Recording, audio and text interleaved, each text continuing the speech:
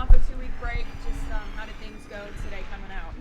I think that we got a lot of new things in, especially on defense. A lot of the odd front started to show up today. Thought we started a little bit slow, like we put in a lot of new offense and a lot of new defense. But I didn't expect that. We reacted very well towards the last half of practice and did some good things. So it was a productive day, but early on we need to expect more out of ourselves. Condition-wise, were you happy with the 2-week layoff? Would the guys come back ready to go? Yeah, it was great to see their weights. They held their weights for the most part, which was really important for us. That did not take place kind of in our first cycle. We had a lot of kids go home and lose weight. They didn't do that this time, so that was a good step.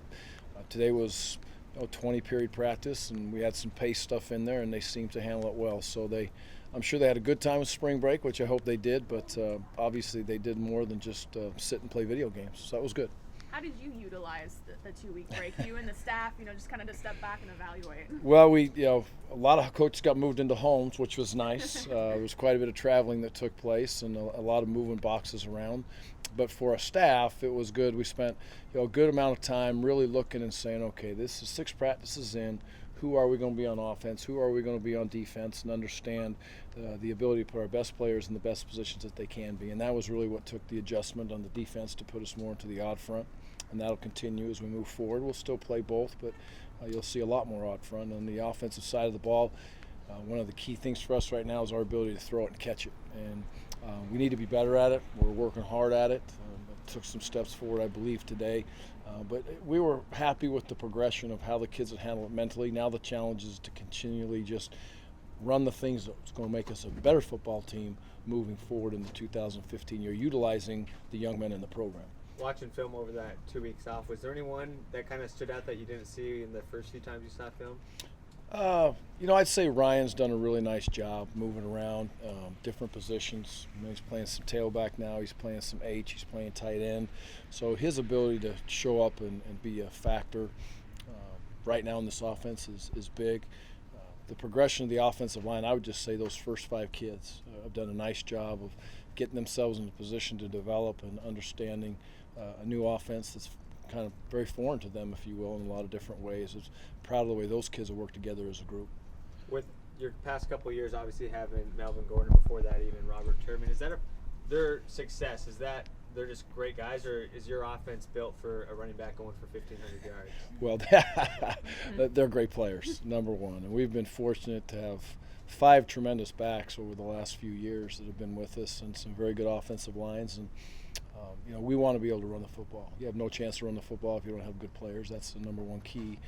A good offensive line that can be physical and be able to run the ball effectively late in games. So it all starts with the young man, their ability to be able to make plays. But I'm proud of the way that our running backs at this point are competing. They all are. Storm's out there battling, Chris is out there battling, Ryan's out there battling, Haskins out there battling. I can go on and on and on. Those kids are really fighting for spots, and we need to be more physical at that spot. We've talked about it, and we plan on being as we move through spring. When it comes down to it, do you want one guy to be ahead of the rest, or are you cool with the committee back there?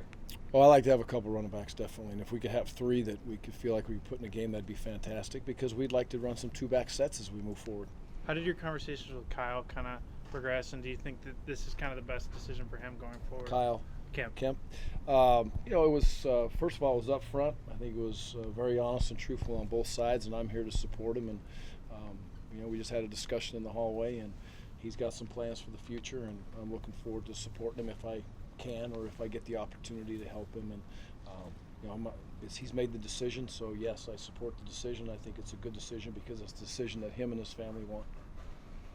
Anything else? Was there any I guess, major, not concerns, but things that you really want to implement immediately that you maybe saw during those 2-week breaks? That, we got to fix this, we got to fix that sort of thing. Not really a fixed point, but one major point of emphasis for us is our ability to play with tremendous effort. Well, anytime you're learning, your mind's not thinking as fast as you want it to and as clear as you want it to, which in turn you don't play as fast as an offensive, defense, or a special team. So that is they're playing with effort, but I want to see more effort out of them. I want to see them the ability to throw and catch. We talked about. I want to see the communication on the defensive side as a whole become very clean and crisp, whether it's loud, whether it's quiet, whether it's paced, whether it's slow. Those are points of emphasis. And then I want to see our special teams begin to start with punt today. And we're going to continue to move at a fast pace with special teams and get a lot of young men involved that are going to be playing those positions in the fall. What went into the decision to have Sanders and Vanderveen move to tight end? Well, our numbers were not real high at the tight end position, which was part of it. But those two young men were very receptive. They were excited about the opportunity to have a position change and get in there and compete. So anytime you talk about position change, it's one thing as a coaching staff to think that, hey, this is a good spot for the kid. But it's not a good spot if the young man doesn't believe in it and have an idea that, I'm excited about having that opportunity. And they both were excited about that opportunity, and they're doing a good job of banging away out there. Very different, going from quarterback to sometimes your hand on the ground blocking a defensive end. So, but they're doing a good job, and we'll see how we progress there. What's kind of the next steps for Thursday and Saturday? You guys were obviously in shorts coming back today. What's kind of the plan for the next two practices? Thursday we'll be a little bit more physical.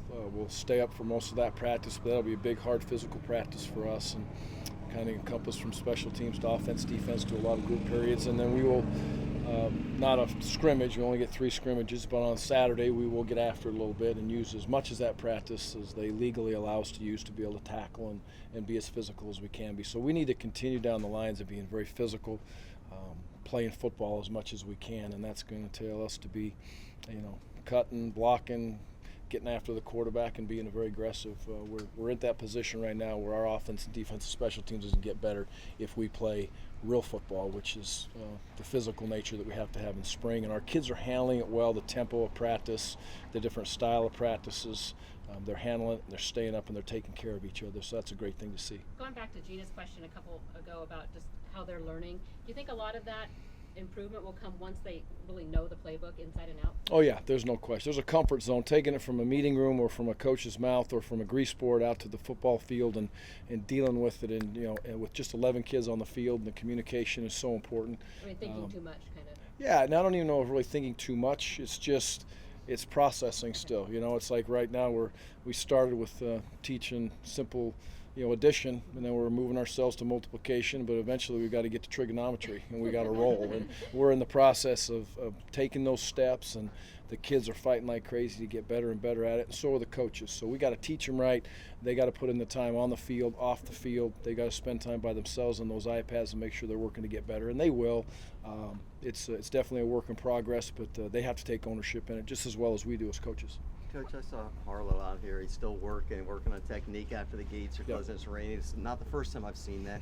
Do you like seeing that and what you're seeing from him? Absolutely. If you want to be great, you have to put in extra time. There's not enough time to sit out here and just take a 20-period practice and an hour meeting yesterday. It's not enough. So I also want to be careful with those type of young men. Sometimes kids like that can overwork themselves and put themselves in harm's way. So communication with the training room, communication with the weight coaches.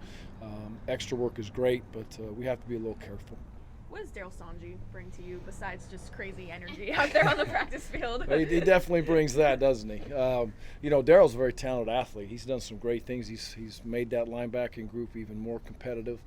There's a lot of young men in there fighting for spots, and that was really part of the reason for the transition to the odd front, is we felt like we had a group of inside linebackers and outside linebackers that could really run, and we moved a couple of those kids around to outside linebacker. But overall, Daryl is, he does bring great energy, excitement. He has a great love for life.